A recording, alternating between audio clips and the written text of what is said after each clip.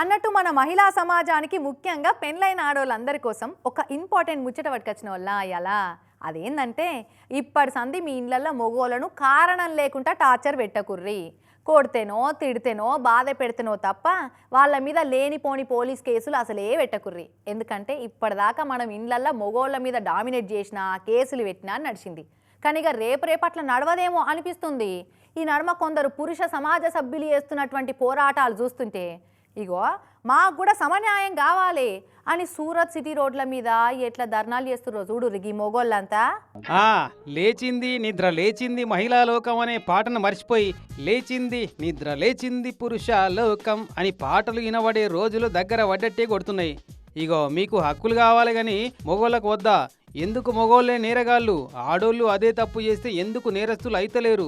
మొగోళ్ళంటే పైసలు డ్రా చేసుకునే ఏటీఎంలు గారు. నేరానికి ఆడోళ్ళ మొగోళ్ళ అనే తేడా తెలియదు.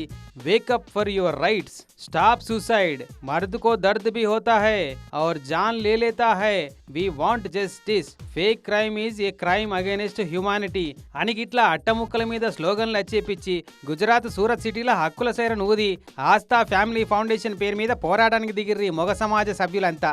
చూడింకా బాధిత మొగోళ్లకు ఫ్యామిలీ సభ్యులకు సహాయపడుతందుకు హెల్ప్ లైన్ నెంబర్ కూడా పెట్టిర్రు కదా.